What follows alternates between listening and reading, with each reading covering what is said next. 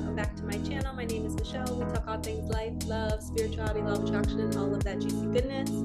I am here to help you along your manifesting journey. If you feel called to work with me, everything's in the description box below. I love helping people unleash their magic. You have this magic deep inside of you, and we came here to wake up, realize that we are co-creators. We can dance at the universe. We can observe the suffering that's happening in our life, right? We can see how our pain can bring us our purpose, and we can choose differently.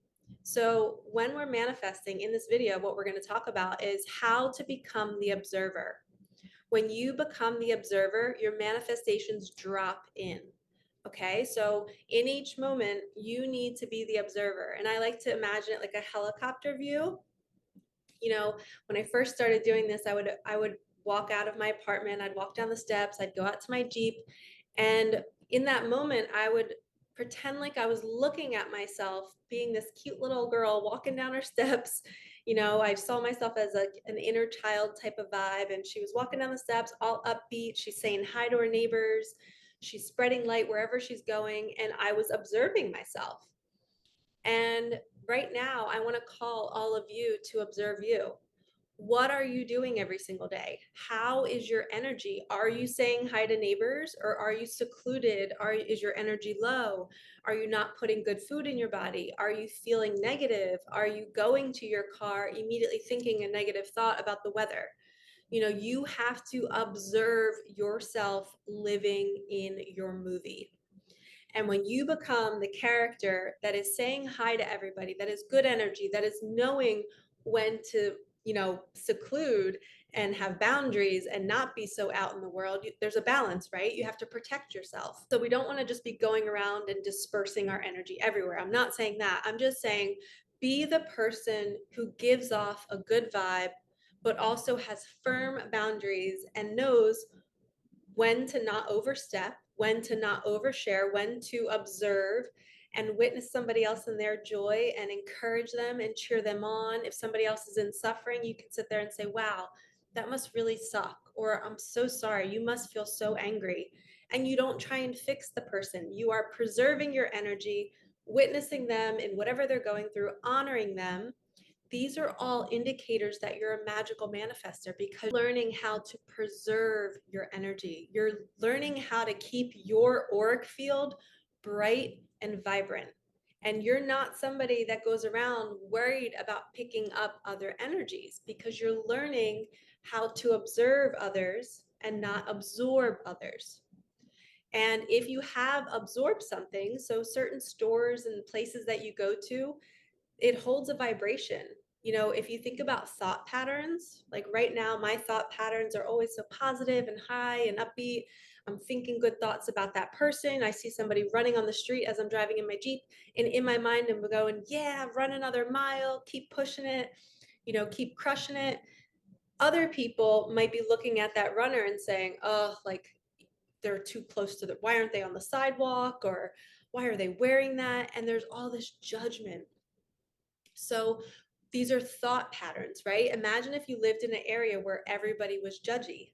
You would walk by or walk down that street feeling that judgment, and you wouldn't know why you were feeling it. You'd be like, wait, why do I feel so icky on this street? Or why do I feel so icky in this store? It's because you're feeling the thought patterns of everybody around you. And we have to pick and choose where we go, who we spend time with, because we can pick up, we can see, observe the thought patterns. And if we're not careful, we can then absorb that. And I always recommend, if a place doesn't feel good, don't consistently go there. Don't try to have this major energetic resilience and be like, I can be the light in the darkness. You know, if that's hurting your field, then don't go there. You know, you can go there every once in a while to show people what's possible and to be the light, but then you have to come back home and recharge your battery. You can't just be dispersing your energy everywhere. And your energetic field is everything when you're manifesting, because the universe and the vortex and all of your desires are up here, and we have to rise to that level. We have to be on that same radio station. We have to turn the knob to be there. The minute you step into a store or on a street or around negative people, you're flipping that radio station and you're going back to a lower vibration. And we want to be on that same frequency. And when we're mastering our energy and understanding it and discerning between these types of people and these types of thought patterns that we're around, we can't get too attached to how it's stuck on us. We can't play out this story that we're a victim. If you're in an energy that doesn't feel good, it is your responsibility to now cleanse your energy and to choose differently for yourself. And that is having a strong vibration before you're going to these environments and staying there and not letting their fear penetrate your bubble.